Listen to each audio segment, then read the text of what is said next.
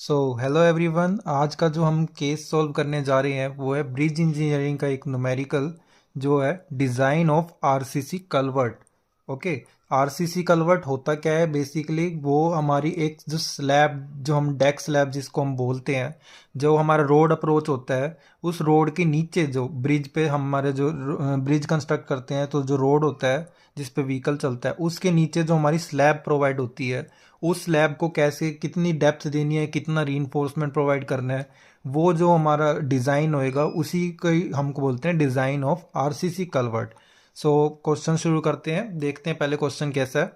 Design a RCC culvert over national highway for the following data. Data given है, loading क्या है, IRC class ए loading. Span हमें given है 5 metre का। Carriage वे width है 7.5 metre और विड्थ ऑफ कर्व है 600 mm ऑन बोथ साइड्स।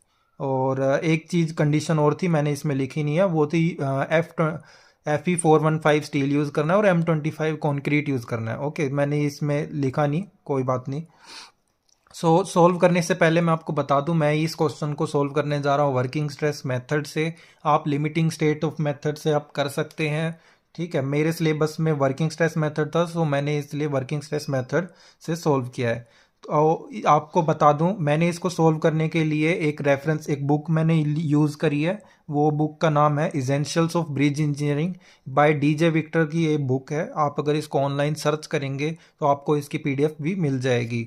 सो इस बुक में टेबल 6.1 मतलब पेज नंबर 112 पे आप जाएंगे तो आपको एक टेबल गिवन होगा। उस टेबल 6.1 उसमें आप देखोगे तो उसमें हमें जो स्पैन्स वाइज जितनी भी हमारे 5 6 1 2 1 से लेके 8 मीटर 9 मीटर तक के स्पैन्स दिए होंगे, उन स्पैन्स में कितनी थिकनेस अज्यूम करनी है, कितनी एज एज पे होएगी, कितनी सेंटर पे होएगी, वो सारी थिकनेस हमें गिवन है। ओके, तो मैंने वहीं से ही वैल्यू ली है। तो सबसे पहला स्टेप हमें जब आरसीसी कलवर्ट डिज़ाइन करेंगे तो सबसे पहला स्टेप ही यही है कि हमने थिकनेस अज्यूम करनी है, जो हमारी जो डेप्थ है। ओके, सो ओवरऑल डेप्थ हमने क्या अज्यूम करी, अब उस टेबल पे अगर आप देखोगे तो 5 मीटर स्पैन के लिए thickness depth thickness of deck slab at centre 550 mm given है। Okay, so 550 mm is our overall depth, मतलब कैपिटल डी।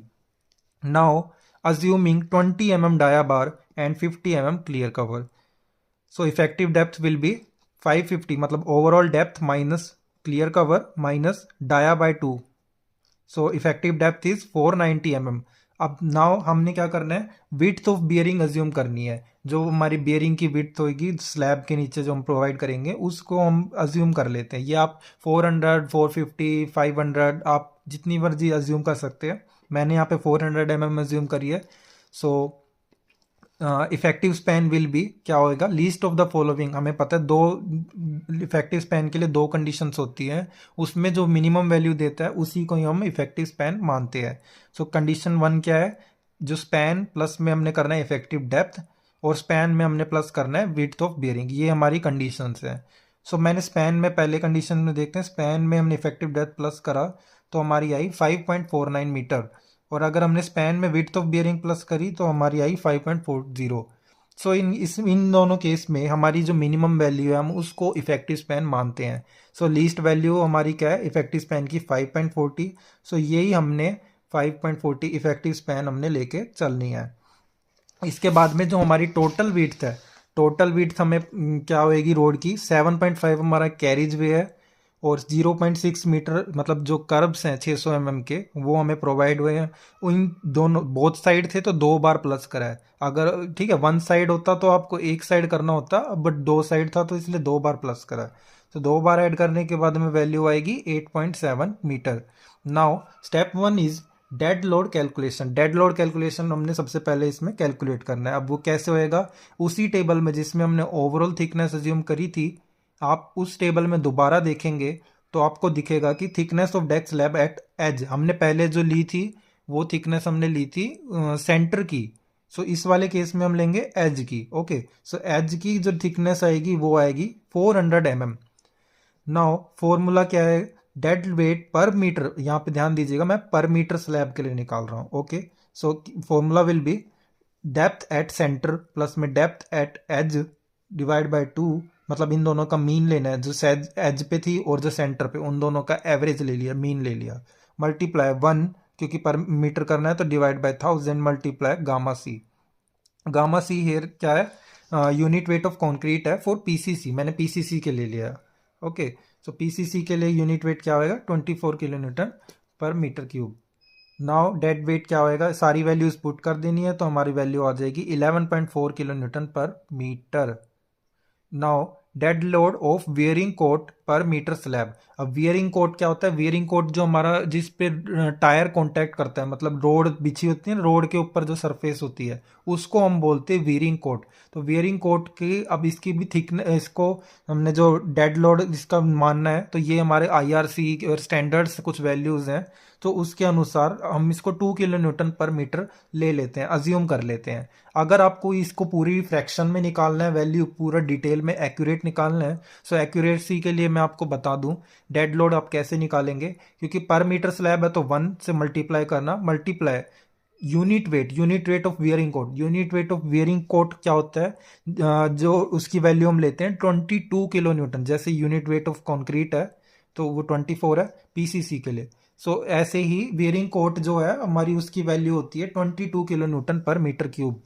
ठीक है, उस यूनिट वेट को आप मल्टीप्लाई कर दीजिएगा थिकनेस ऑफ वियरिंग कोट से। वियरिंग कोट की थिकनेस अगर आपको क्वेश्चन में गिवन है तो आप क्वेश्चन वाली लीजिएगा, अगर आपको क्वेश्चन में गिवन नहीं है सो अज्यूम हम क्या करते हैं, जो इसकी दो कंडीशंस होती है, एक होती है बिटुमिनस असफॉल्ट वाली और एक होती है सीमेंट कंक्रीट। अगर आपका जो वियरिंग कोट है, अगर आप वियरिंग कोट बिटुमिनस असफॉल्ट का ले रहे हो तो आपको जो थिकनेस अज्यूम करनी पड़ेगी वो आपको करनी पड़ेगी 56 mm। ओके, और एंड अगर आप सीमेंट कंक्रीट का use, cement concrete wearing coat use कर रहे हो सो उसमें आपको थिकनेस लेनी पड़ेगी 75 mm। सो मेरे केस में 56, क्योंकि मैं बिटुमिनस का लेके चल रहा था, तो आप अगर करोगे तो 1 मल्टीप्लाई में 56 जो मतलब जो हमारा वो था 0.0, क्योंकि मीटर में करेंगे तो 0.056 कर लीजिएगा। ठीक है, मल्टीप्लाई में यूनिट वेट उसका 22, तो इसको सोल्व करेंगे तो हमारी 1.5 समथिंग या 1.7 समथिंग कुछ वैल्यू आएगी। ओके, तो वो that will be the accurate value of dead load of wearing coat. But हमने यहाँ पे स्टैंडर्ड्स वैल्यू ले ली, ऐसी आप 2 किलो न्यूटन पर मीटर भी ले सकते हैं। नाउ टोटल डेड लोड क्या होएगा, इन दोनों को प्लस कर देंगे, dead weight of slab plus में dead weight of wearing coat, दोनों को ऐड करा तो 13.4 किलो न्यूटन पर मीटर हमारी टोटल डेड लोड वैल्यू आ गई।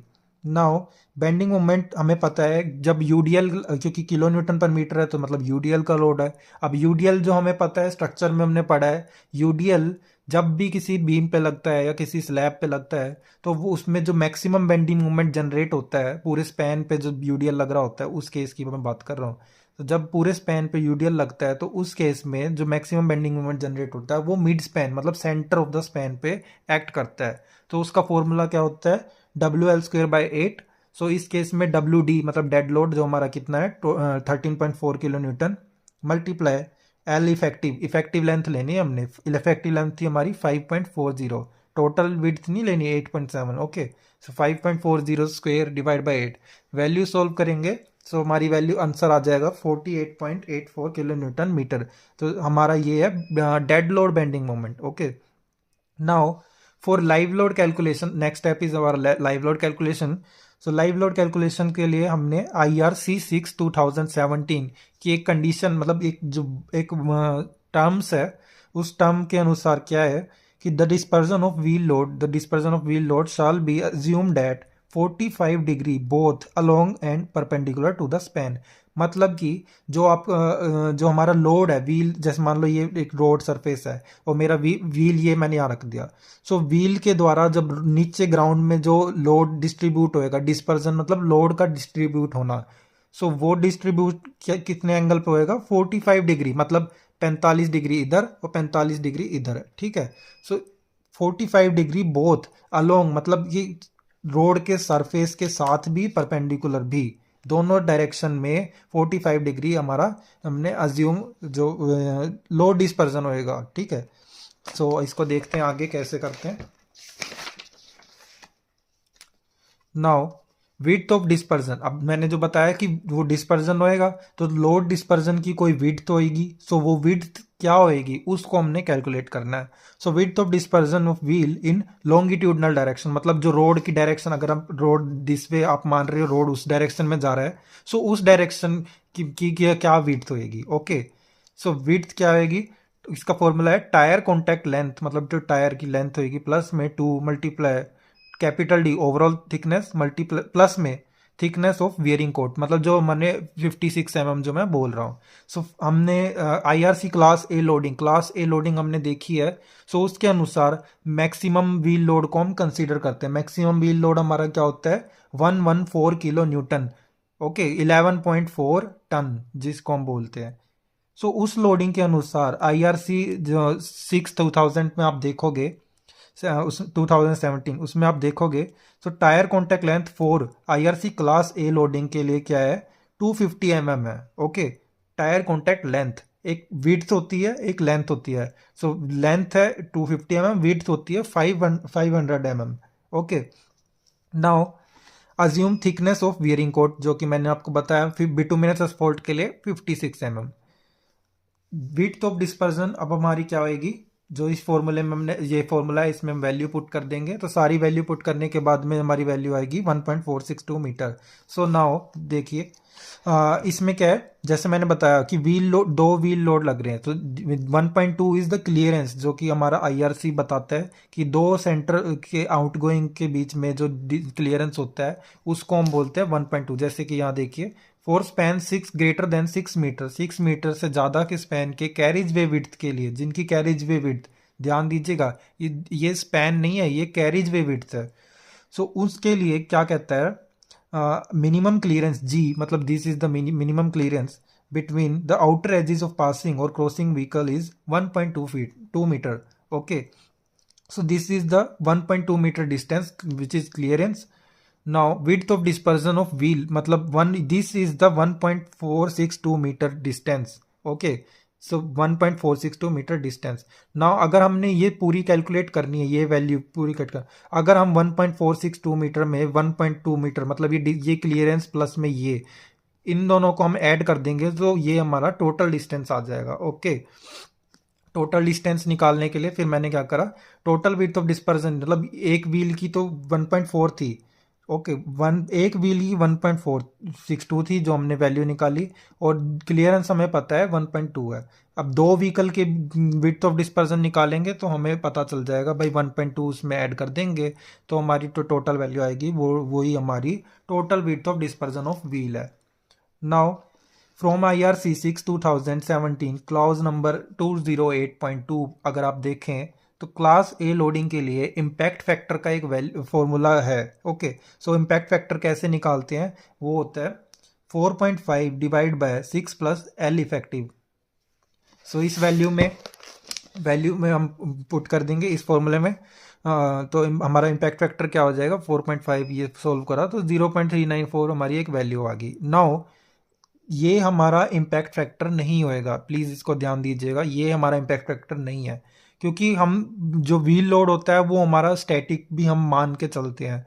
सो उस स्टैटिक लोड के कंडीशन के लिए हम उसमें 1 का एक आप मान लीजिए फैक्टर ऑफ सेफ्टी टाइप में आप मान सकते हैं, मतलब हम जो भी हमारी वैल्यू आएगी उस इम्पैक्ट फैक्टर में उसमें हम 1 ऐड करके चलते हैं, क्योंकि स्टैटिक लोड एक कंडीशन होती है वो मान के चलते हैं। सो इसलिए जो वैल्यू आएगी उसमें हम 1 प्लस ऐड कर देंगे। सो 1 प्लस ऐड करने के बाद में ये हमारी वैल्यू आएगी 1.394। अगर आप जो भी वैल्यू है, चाहे 1 पॉइंट आई है चाहे 0 पॉइंट आई है, आपको एक ऐड उसमें करके चलना है, ठीक है।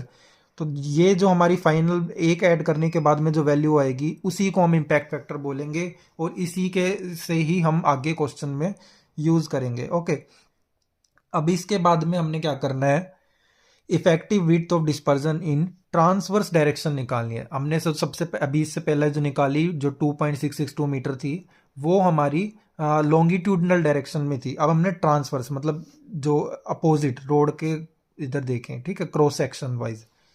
सो इसमें क्या होएगा, IRC 112/2011 पेज नंबर 278 अगर आप देखें, या फिर IRC 2000 पेज नंबर 52, किसी में भी आप देख सकते हैं।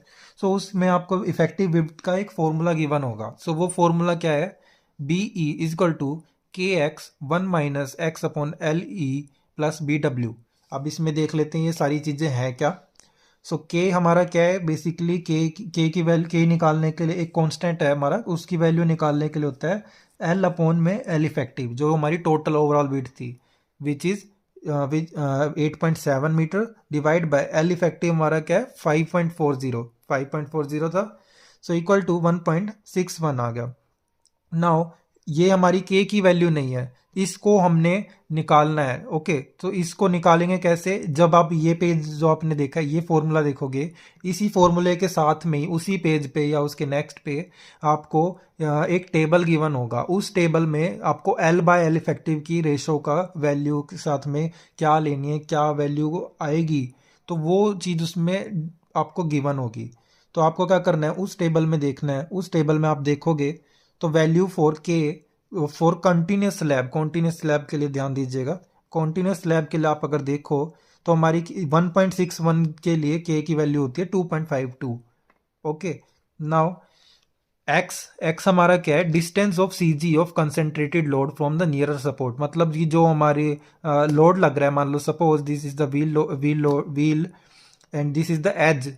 सो this distance from C G, this distance is our X. Okay, so L effective by 2, मतलब जो इफेक्टिव स्पैन बाय 2 माइनस में विड्थ ऑफ कर्व हमने माइनस कर दी। सो माइनस करने के बाद में एक्स की वैल्यू आ गई 2.1 metre. Now width of contact area including width bearing coat, मतलब जो कि हमारा बी डब्ल्यू गिवन था फॉर्मूले में। सो इसको कैसे निकालेंगे, width of contact area of wheel, मतलब जो उसकी विड्थ प्लस में 2 into thickness of bearing coat. अब नाउ ध्यान दीजिएगा, विड्थ ऑफ कॉन्टैक्ट एरिया जो हमने पहले निकाली, टायर कॉन्टैक्ट लेंथ थी वो, जो कि थी 250 mm, वो थी हमारी टायर कॉन्टैक्ट लेंथ। ओके, और ये हमारी 500 mm है, वो हमारी विड्थ है। ये आप आईआरसी क्लास ए लोडिंग के अनुसार देखेंगे तो आपको समझ आ जाएगा। तो इसको सॉल्व करने के बाद में हमारी जो विड्थ आई वो 0.612 आई। ठीक, बी डब्ल्यू, इसको हमने इफेक्टिव विड्थ वाले फॉर्मूले में पुट करा। ये सारी वैल्यू को पुट करने के बाद देखते हैं, पुट करने के बाद में जो हमारी वैल्यू आई वो आई 3.845 मीटर। ओके, नाउ इसके बाद में हमारा एक चेक स्टेप होता है, आप जिससे आपको पता लग जाएगा कि ये वैल्यू का हमने ओवरलैप ओकर होएगा कि नहीं होएगा। ओके, तो ये क्या होता है, इसमें हमारे कंडीशन होती है। इस कंडीशन को कैसे सॉल्व करना है देखिए। इसमें होता है कि अगर centre to centre distance between axle load, मतलब जो दो व्हील कंसिक्यूटिव व्हील लोड के बीच का जो सेंटर टू सेंटर डिस्टेंस है, वो अगर लेस देन है किससे, इस इफेक्टिव विड्थ के बाय 2 डिवाइड, मतलब इसके हाफ से, तो हमारा एक ओवरलैप ओकर होएगा। ओके, सो वी नो, हमें पता है भाई, एज पर IRC 6/2017 centre to centre distance between axle load equal to 1.8 metre, which is less than the effective half of the effective width। Okay, मतलब 3.845 को डिवाइड करोगे 2 से तो जो हमारी 1.92, इनको कंपेयर करने पे हमें पता चलता है कि 1.8 हमारा उससे कम है। इसलिए हम एक ओवरलैप होकर लेके चलेंगे। ठीक है, हम ओवरलैप लेके, अब ये देखिए इसको कैसे करना है। सो क्रॉस सेक्शन, ये मैंने क्रॉस सेक्शन में लिया है। ओके, 5, इसको मैंने क्रॉस सेक्शन में लिया हुआ है। तो देखिए 0.6 मीटर हमारा जो कर्व की थी विड्थ, 0.15 ये हमारा एफ से होता है। उस आईआरसी क्लास ए लोडिंग वाले टेबल में आप देखो जिसमें क्लियरेंस गिवन है 1.2 मीटर, उसी में आप देखोगे तो एफ की वैल्यू साथ में गिवन होगी, उस वैल्यू को हमने लेना है। दिस इज 0.15, ये डिस्टेंस होता है कर्व का फ्रॉम उससे व्हील से। ठीक है, व्हील की हमें पता है विड्थ क्या है 0.500, मतलब 500 mm, 0.50 मीटर हो गया। सो अब इसमें क्या होएगा, इन 0.50 का हाफ, 0.50 का हाफ करेंगे 0.25, प्लस में 0.15, प्लस में 0.6। सो टोटल सी जी तक का, अगर सेंटर तक का डिस्टेंस देखें तो 1 मीटर हमारी वैल्यू आ गई। नाउ टू व्हील्स का consecutive distance which is 1.8, this is one vehicle and this is one another vehicle. Okay, ये दो व्हील एक एक व्हीकल के हैं, ये दो व्हील अलग व्हीकल के, ये चारों एक ही व्हीकल के नहीं है, ये दो व्हील अलग हैं। अब 1.2 मीटर हमारा क्लियरेंस होता है। सो 1.2 मीटर में प्लस में 0.25 इधर से 0.25 इधर से, दोनों को ऐड करा तो 1.7 मीटर हमारा वैल्यू आ गई। 1.8 हमारा फिर से वही जो डिस्टेंस था 1.8। जो अब नाउ क्या है, यहाँ पे जो लास्ट में जो हमारी वैल्यू आएगी वो वैल्यू हमारी होएगी इफेक्टिव विड्थ बाय 2, जो कि हमारी 1.9925 थी।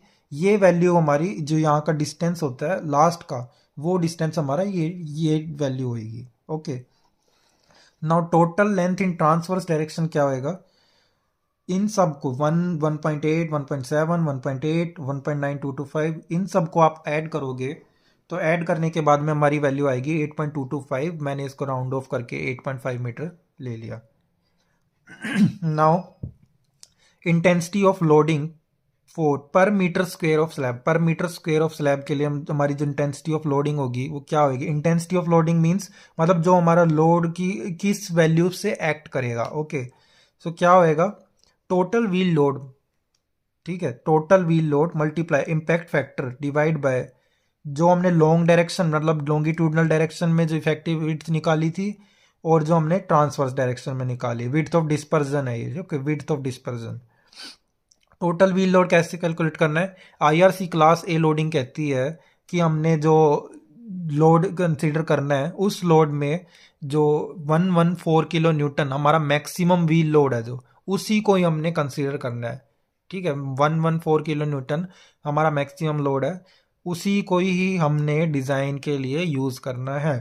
सो 114 के तो हमारे टोटल नंबर ऑफ व्हील कितने हैं, 4 व्हील है, मल्टीप्लाई 114 जो हमारे लोड है एक व्हील का load, multiply impact factor 1.395 divide by long direction की विड्थ ऑफ डिस्पर्जन थी 2.662, ट्रांसवर्स की हमने निकाली 8.5। इनको सॉल्व करेंगे तो वैल्यू आ जाएगी 228.11 किलो न्यूटन पर मीटर। Okay,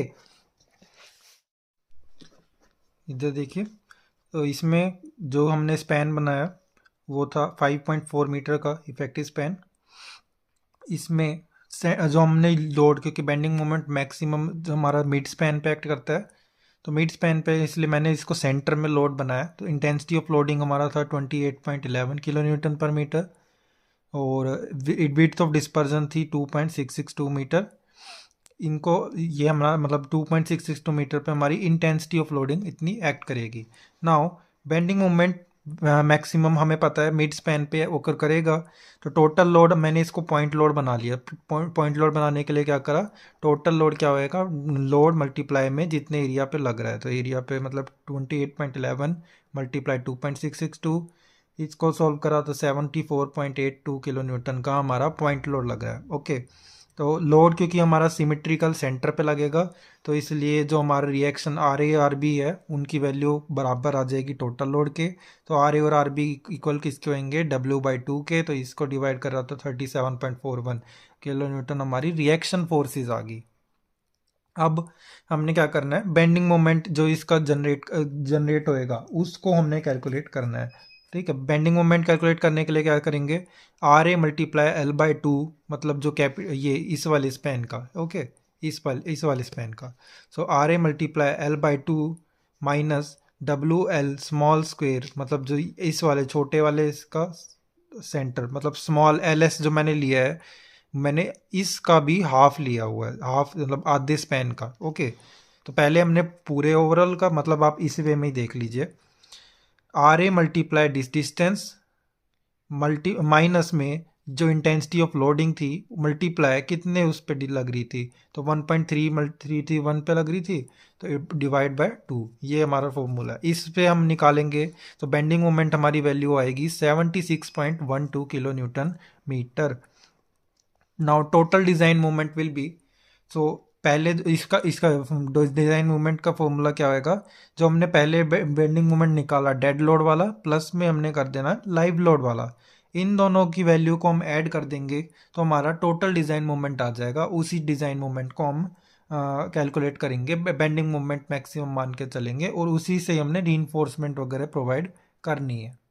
okay. सो इसके बाद में अब है फॉर शियर फोर्स कैलकुलेशन, ये तो हमने बेंडिंग मोमेंट निकाला है। सो शियर फोर्स कैलकुलेशन के लिए क्या है, हमें पता है भाई मैक्सिमम शियर फोर्स विल ओकर एट एज और सपोर्ट ऑफ द स्लैब, मतलब कि बिल्कुल जो एज जो होएगा, जैसे कि ये अभी तो हमने मिड स्पैन पे एक्ट करा, तो लब उस केस में हम लोड स्पैन पे इधर एज पे एक्ट करवाएंगे, सपोर्ट पे। ओके। सो वीडियो काफ़ी लंबा हो चुका है, तो इसलिए मैं इसको नेक्स्ट वीडियो में हम कंटिन्यू करूँगा।